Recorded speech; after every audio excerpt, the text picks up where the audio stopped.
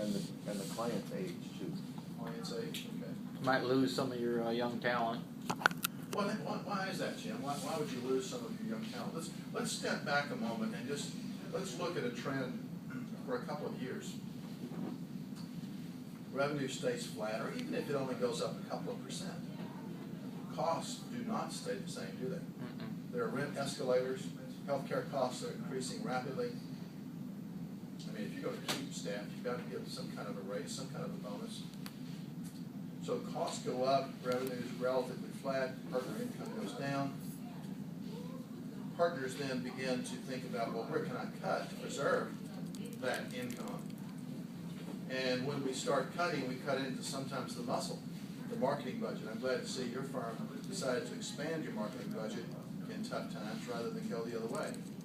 They start cutting technology, they start cutting investments in training, and yet it's through the training and the technology that we really keep up. We improve our capabilities and our capacity to serve our clients. So when we start doing those things, then we start losing people. And they see all these things and they feel all the, I'm not getting the training, I'm not getting the market support, the firm's not growing, my opportunity is limited here. So they move. Which ones move first? The ones you want to keep. Exactly. The best ones. And we've seen time and time again, when firms didn't grow, the best ones go down the street, open up shop, and I have one city, I was with the managing partner about 3 weeks ago, and he told me, he said, we've spawned 5 firms in our city who are our competitors. And 3 of those 5 are bigger than we are today. And if we'd been able to harness that talent and given them opportunity to grow right where they were, we could have been there. We could have been very, very large. And so that happens. I want to ask you a quick question, and that is, if you allocated 100 hours during the months of August and September, 50 hours a month, and you said, I'm going to treat this 100 hours just like I would treat a 100-hour client. I am going to do everything I possibly can to bring in new work. I'm going to go talk to my clients. I'm going to visit with my referral sources. I'm going to talk to prospects in the community. But my goal is to create new business. How much new business do you think you could attract to your firm if you devoted 100 hours to it? In dollars.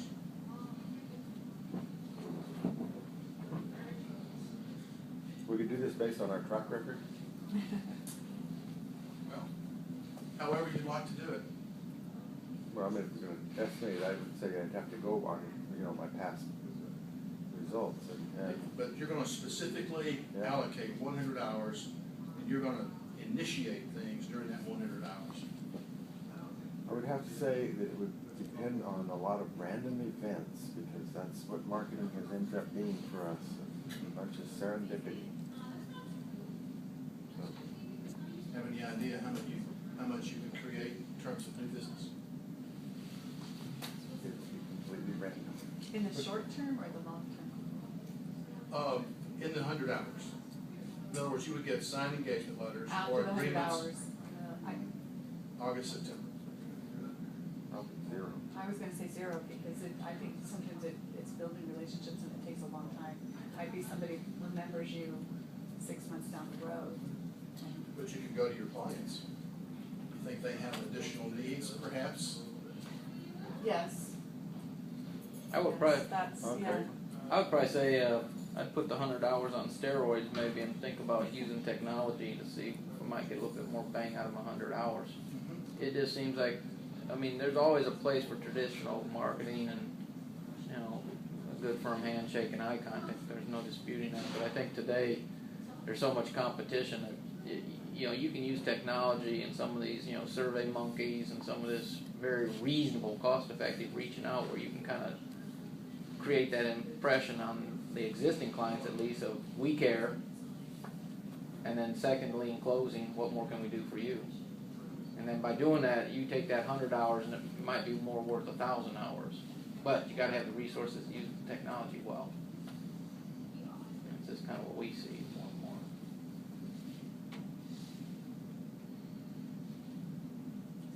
Anyone else have an answer to that question?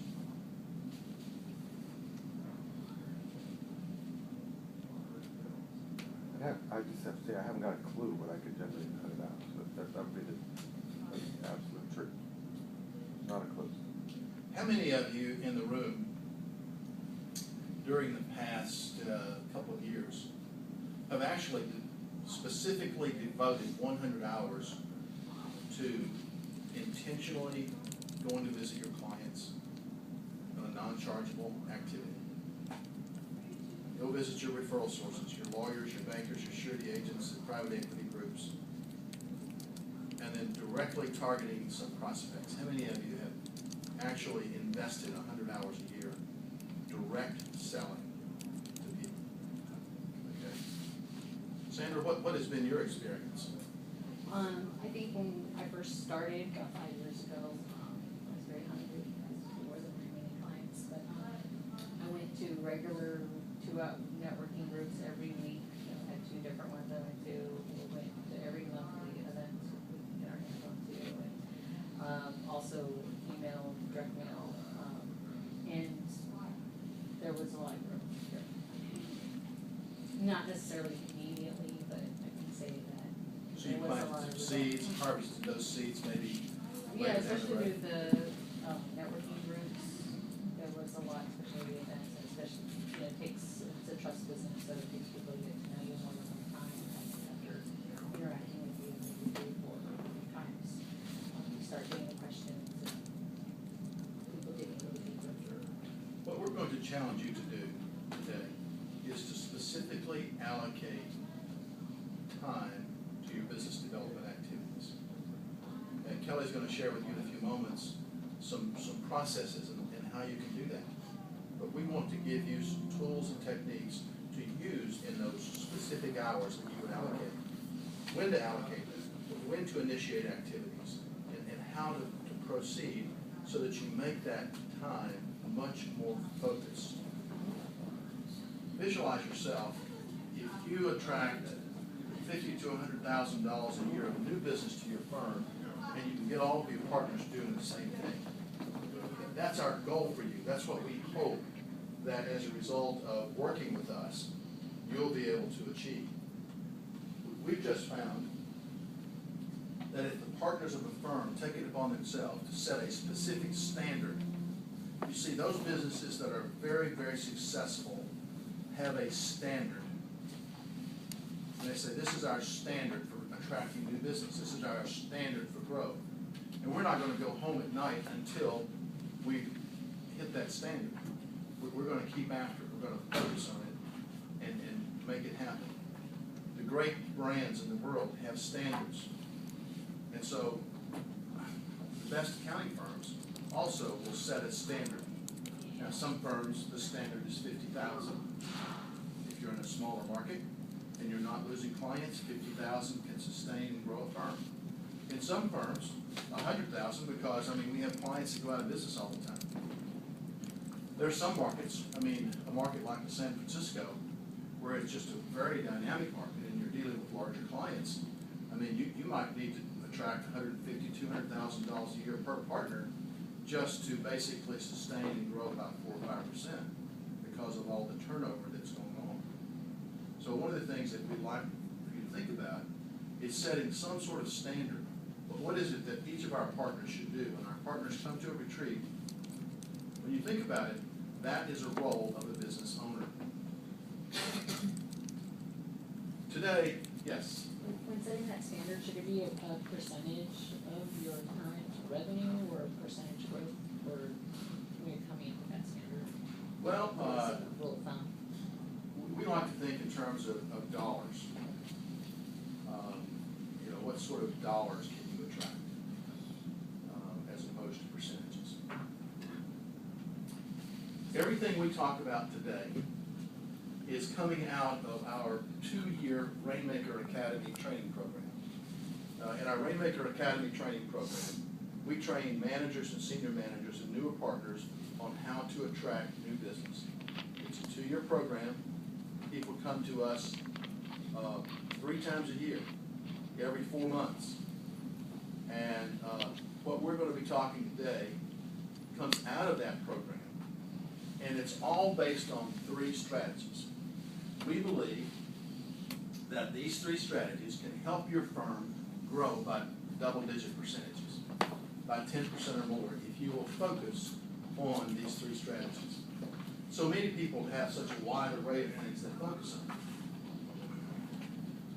Growth strategy number 1 is sell to your A clients as if they were your A prospects. Now, I just said a word that some of you might feel uncomfortable with. When I say the word sell, in our industry, I'd like you to think help. Because that's really what we're doing. We go to our A clients and we help them with their needs. We help them grow. We help them achieve other things, whatever they want to do. So when I say sell during the course today, when Kelly says sell, whenever we say sell, I want you to think what? Help. Help. For us, selling is helping. It's all about helping. Now, you might say, well, Troy, how do I determine who an A client is? Basically, it's this way. Right? We start off with revenue, and then we look beyond revenue to say, well, how do we like working with a client, what industry they're in? There are other qualifiers, but the main beginning qualifier is revenue. Take the top 5% in number. So if your firm has 1,000 clients, the 50 top clients with the most revenue will make up 50% of your business. Go back and calculate that. Run that on your software. Every firm, from national firms to regional firms to small firms, fine, that's the case. If you have 500 clients, 25 of those clients make up 50% of your business. So that's an A client. What I want to do with them is I want to allocate a certain portion of my week, my day, to going to talk to them outside the billable hour. I want to build loyalty. I want to make sure that I turn them into raving fans, because if those people are raving fans, what they will do, unbeknownst to you many times, is talk about you at other venues. Birds of a feather flock together. More than likely, they're going to be talking to someone very similar in size to them, very similar in business or nature to them. The next strategy is help your B clients and turn them into A clients. Help them grow their businesses so that they can be A clients of your firm. So you might say, well, what's that B client look like? The B client would be the next 15% of your clients in number.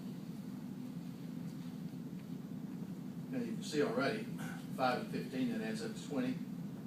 Those 2 numbers make up 80% of your business, of your revenue. So with a B client, I want to help grow that client. I want to build loyalty, and I, again, want to obtain raving fans. We're going to spend an enormous amount of our time today focused on A and B. The third thing is we go into the marketplace and we target A prospects, people that look just like our A or sometimes our B clients. We want to develop a referral system, because using a referral system, we can get there very quickly. We can get them turning into prospects in a hurry, but there are some clients that you cannot obtain just by referrals. So we have to target them. And we'll be talking about targeting them outside of your referral system, and of course using a networking plan. Using these 3 strategies is what we're going to frame our today on. This is sort of an outline of what we'll be covering. Our mission at the Rainmaker Academy is to help transform the lives of accountants. I mean, people say, well, that's pretty high and mighty. This is what it's all about. We want to help you become better communicators. Our role is to transform your life from that of a numbers cruncher.